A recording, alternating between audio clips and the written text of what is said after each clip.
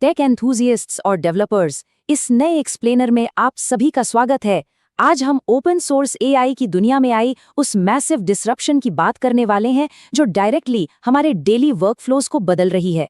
ये सिर्फ एक नया सॉफ्टवेयर अपडेट नहीं है, ये लिटरली एक पूरा शिफ्ट है कि मशीन्स ऑटोनॉमसली कैसे सोचती हैं और ऑपरेट करती हैं। तो चलिए the rise of the Hermes agentic OS के बारे में डिटेल में बात करते हैं।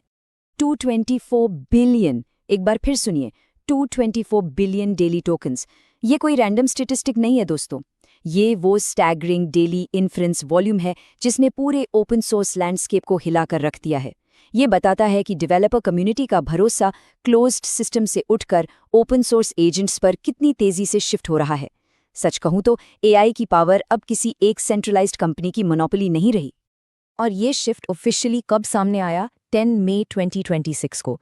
इस दिन नाउज रिसर्च के हर्मीज एजेंट ने ओपन राउटर पर डोमिनेंट ओपन क्लॉ को पीछे छोड़ दिया। इन्फ्रेंसिंग वॉल्यूम देखा जाए तो हर्मीज अब ऑफिशियली दुनिया का सबसे ज्यादा यूज होने वाला ओपन सोर्स एआई एजेंट बन चुका है। ये सच में एक मॉन्यूमेंटल टर्निंग पॉइंट है जो क्लियर करता है कि मार्केट में नए और डीप आर्किटेक्चर्स को कितना स्ट्रांगली प्रेफर किया जा रहा है। तो आज हम क्या क्या कवर करेंगे? सबसे पहले the new AI leader board, फिर इनसाइड द हर्मीज एजेंट, उसके बाद द एजेंटिक ऑपरेटिंग सिस्टम, और हाँ, व्हेन ऑटोनॉमी गोज रॉन्ग, क्योंकि एब्सोल्यूट फ्रीडम के अपने रिस्क्स हैं। आखिर में हम डेप्थ वर्सेस ब्रेथ की डिबेट और द ऑटोनॉमस फ्यूचर पर बात करेंगे। तो चलिए स्टार्ट करते हैं अपने पहले सेक्शन से। 1. The new AI leader board, a shift in power. एक नया प्रोजेक्ट आखिर इतनी जल्दी टॉप पर कैसे पहुंच गया? जरा इनकी टाइमलाइन पर ध्यान दीजिए। फरवरी 2026 में लॉन्च होने के बाद से ही हर्मीज की रिलीज केडेंस सच में कमाल की रही है। अप्रैल में इन्होंने वर्जन 0.9.0 के साथ एंड्रॉयड और वेब सपोर्ट शिप किया और फिर कुछ ही दिनों में 0.11.0 में पूरा यूआई रीराइट दे दिया। में आते आते वर्जन 0.13.0 में कन्वान और सिक्योरिटी फीचर्स भी आ गए। इस ब्लिस्टरिंग स्पीड ने ही सारी डेवलपर कम्युनिटी को इनकी तरफ खींच लिया। अब आते हैं इसके बैकएंड पर। Section 2, inside the Hermes agent, the learning loop. Hermes आखिर इतना स्मार्ट कैसे बनता है? इसका राज छिपा है इसके एग्जीक्यूशन लूप में। ये पहले एक टास्क को एग्जीक्यूट करता है, फिर उसमें अपनी खुद की परफॉर्मेंस को एनालाइज यानी रिफ्लेक्ट करता है, और सबसे ब्रिलियंट पार्ट, ये आगे के लिए एक रीयूजेबल स्किल फाइल जनरेट कर लेता है। एक तरह से ये एजेंट कंटिन्यूसली खुद को इम्प्रूव कर रहा है। हर नए टास्क के साथ इसे आपके गाइडेंस की जरूरत कम होती जाती है। और इस सेल्फ इम्प्रूविंग बैकएंड में काफी डीप मेमोरी लेयर्स यूज होती हैं, जैसे सेशन सर्च और परसिस्टेंट मेमोरी के लिए ये SQLite FTS5 का इस्तेमाल करता है। होस्टिंग की बात करें तो आर्किटेक्चर इतना फ्लेक्सिबल है कि आप इसे कंप्लीटली लोकली रन कर सकते हैं या फिर एक सिंपल $5 के VPS पर सिक्योरली हाइबरनेट होने दे सकते हैं। प्लस 200 से ज्यादा सपोर्टेड AI मॉडल्स। ये छोटी छोटी टेक्निकल डिटेल्स ही इसे इतना एक्सेसिबल और पावरफुल बनाती हैं। Section 3, the agentic operating system, Hermes meets Ion UI। चलिए अब इसे विजुअल पर्सपेक्टिव से समझते हैं। जब आप इस पावरफुल बैकएंड लॉजिक को आयन UI के साथ पेयर करते हैं तो जादू होता है। आयन UI एक फ्री ओपन सोर्स प्लेटफॉर्म है जो इस AI एजेंट के एक्शंस को डायरेक्टली आपके कंप्यूटर सिस्टम पर मैप करता है। यानी आप AI को रियल टाइम में अपना माउस और कीबोर्ड कंट्रोल करते हुए अपनी स्क्रीन पर देख सकते हैं। ये सिर्फ एक टेक्स्ट बॉट नहीं रहा, बल्कि एक फुली ऑटोनोमस एजेंटिक OS आपका अपना डिजिटल कोवर्कर बन जाता है। अर्ली अडॉप्टर्स इसके साथ ऐसी चीजें ऑटोमेट कर रहे हैं जो सच में माइंड ब्लोइंग है। बिखरे हुए केओटिक डेस्कटॉप फोल्डर्स को ऑटोनोमसली ऑर्गेनाइज करना, कॉम्प्लेक्स फाइनेंशियल स्प्रेडशीट्स को खुद से एनालाइज करके पूरा एक्सेल डैशबोर्ड जनरेट करना, और यहाँ तक कि गेम डेवलपमेंट के लिए बैकएंड कोड लिखना। और यह सब कुछ मिनिमल ह्यूमन इनपुट के साथ हो रहा है, जो हमारे काम करने के तरीके को कंप्लीटली रीडिफाइन कर रहा है। पर एक सेकंड ठहरिए, सब कुछ इतना परफेक्ट भी नहीं है।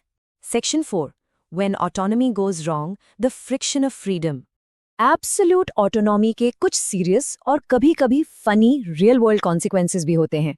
रेडिट पर एक कम्युनिटी मेंबर ने एक बहुत मजेदार पर डिस्ट्रप्टिव स्टोरी शेयर की। उन्होंने हर्मिस को अपने एक पुरानी 2020 के इनबॉक्स से कनेक्ट कर दिया, एजेंट ने अज्यूम किया कि हर पुराना ईमेल सेंडर कोई अनजान यूजर है जो उससे कनेक्ट करना चाहता है, और उसने लिटरली सैकड़ों लोगों को automatically pairing requests mass email कर दी। ये दिखाता है कि अनकंस्ट्रेन्ड फ्रीडम कितनी अनप्रिडिक्टेबल और एम्बैरेसिंग हो सकती है। यही वजह है कि स्ट्रिक्ट गार्डरेल सेट करना एब्सोल्युटली क्रूशियल हो जाता है। अगर आप सेफ ईमेल ऑटोमेशन चाहते हैं तो ऐसे अनर्थ से बचने के लिए आपको डेडिकेटेड बॉट अकाउंट्स बनाने चाहिए या फिर हिमालय स्किल जैसे रीड ओनली प्लगइन्स का यूज करना चाहिए। प्रॉपर आइसोलेशन लेयर्स के बिना इतनी एडवांस्ड एआई को खुला छोड़ देना काफी रिस्क भरा हो सकता है। और जब इकोसिस्टम स्केल करता है तो सिक्योरिटी रिस्क्स भी एक्सपोनेंशियली बढ़ते हैं। इस इम्पार्शियल डेटा पर नजर डालते हैं। ओपन क्लॉ इकोसिस्टम में जब 2857 क्लॉ हब स्किल्स का एक डीप सिक्योरिटी ऑडिट हुआ तो उनमें से 341 मलिशियस एंट्रीज निकली। ये डेटा क्लियर प्रूव है कि इतने मैसिव स्केल पर अननोन कम्युनिटी कोड एग्जीक्यूट करने में कितने इनहेरेंट खतरे छिपे हैं और क्यों प्लेटफॉर्म मॉडरेशन एक बहुत बड़ी चुनौती है। दोनों ही प्लेटफॉर्म्स को रियल वर्ल्ड सिक्योरिटी वल्नरेबिलिटीज का सामना करना पड़ा है और इस बात को इम्पार्शियल तरीके से रिपोर्ट करना जरूरी है।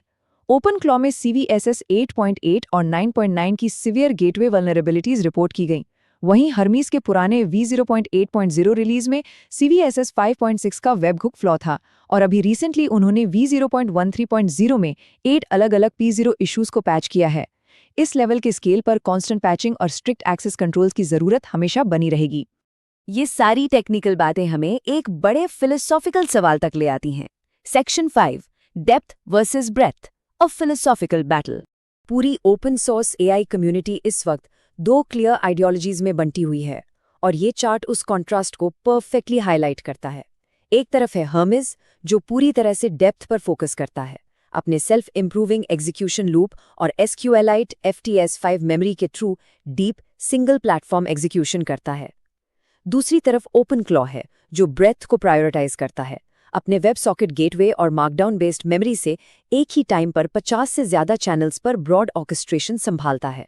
लेकिन अगर कोई इस आइडियोलॉजिकल डिबेट में इकोसिस्टम स्विच करना चाहे तो फ्रिक्शन बिल्कुल मिनिमल है। हर्मीज ने डेवलपर्स के लिए एक simple Hermes claw migrate command बनाया है। ये कमांड इफेक्टिवली आपकी सारी ओपन क्लॉ सेटिंग्स, सालों के हिस्टोरिकल मेमोरीज और स्किल्स को स्मूथली नए हर्मीज एजेंट में पोर्ट कर देता है। इसने लिटरली माइग्रेशन के दर्द को खत्म कर दिया है। तो इन सब के बाद आगे क्या होने वाला है? Section 6, the autonomous future, coexistence and growth. सच्चाई तो ये है कि ये कोई जीरो सम गेम नहीं है जहां एक जीतेगा और दूसरा हारेगा।